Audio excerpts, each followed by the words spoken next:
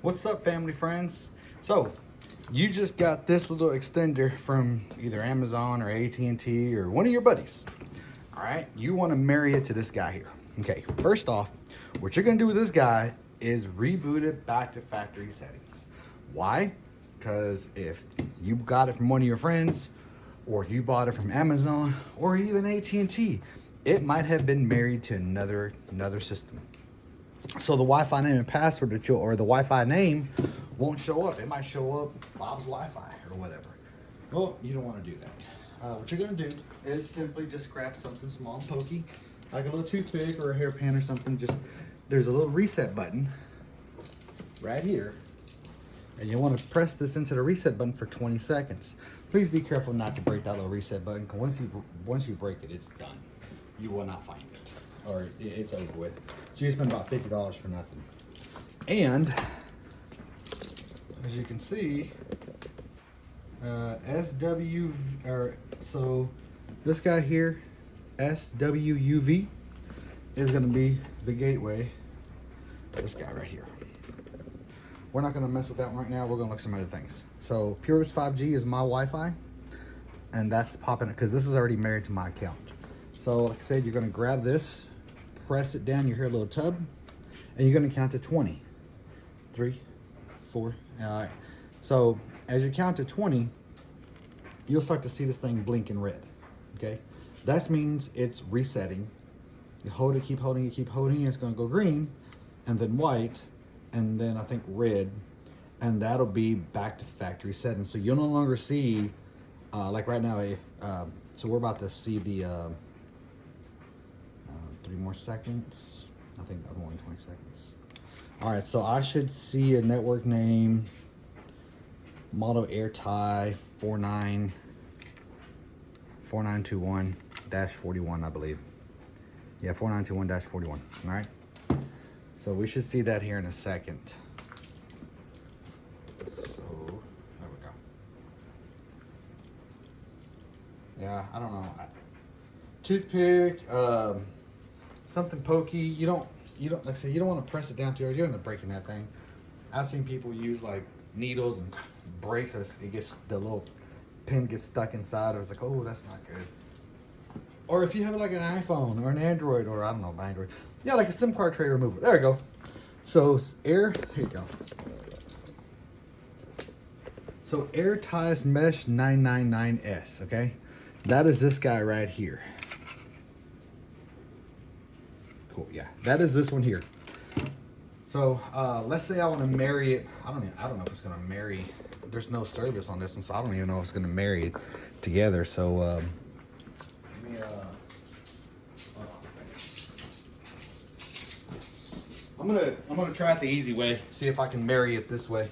So what you're gonna do is just grab an Ethernet cord. Port 1 of the gateway, port 1 of the AirTies. You're gonna sync them up together like that. Just super simple. Just plug them in together. This indicates it's reading a signal. This indicates it's reading a signal. Even though there is no internet to it, this is just a mock setup. Okay, so let's see if it'll work. I don't know if it's going to work or not. But we should no longer see Mesh 999S on my. God, that's horrible. We should no longer see Mesh system on there. It should marry over. I hope it does. I don't know if it might not work since there's no account set up to this. I know I can set it up to my Wi-Fi because I've done it before. And Smart Home Manager is going to be your best friend too, guys. You'll want to use Smart Home Manager for everything with AT&T. Sorry. Smart Home Manager. Okay? You'll want to use that. And it looks like it did work because I no longer see the AirTies. I just see the, let me see here. I see the SWUV. I no longer see the AirTies. Obviously, there's no service out of these two, but that is the Wi-Fi name and password for this puppy here. Yeah, SWVU. SWUV. Okay, so I know this is the Wi-Fi because I see it there. I'm gonna power it off, and we should still see SWUV because this is broadcasting out of here, and it is linked up. So this is giving a signal. It's right there. So that is how you connect your gateway to your air ties. Now this works for the 4920, 4921, and the new stand-up one, which is going to be the one that looks like this guy here. Hell, it's going to come in a little box like this. It's going to come in a little box like that through AT&T in the mail. But this is how it's going to work out. Now, again, all you're going to do if you want to reset this back to factory settings, just hold it down for about, and unplug that. Hold it down for about 20 seconds. Oh, I'm sorry. So once you unplug it, you can now place this within, I say 15 to 20 feet away from the gateway. That way it gets the signal out. Again, you push this down for 20 seconds and it resets it back to your factory settings, giving you the option to place this with another extender, or not extender, another gateway. And it doesn't have to be these white ones. It could be the bgw320s, 210s, 5268, AC, or even the bgw599. You can hook it up to those.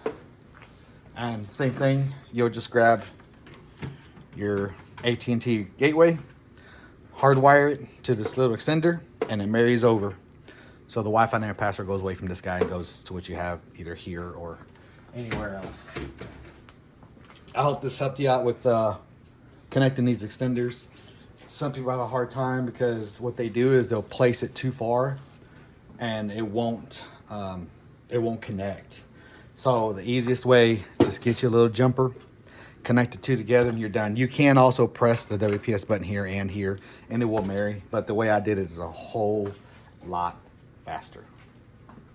So, anywho, hey, you guys be blessed. Thank you very much. Oh, look, it reset after holding for 20 seconds. Told you, reset back to factory settings. All right, don't fall. Later.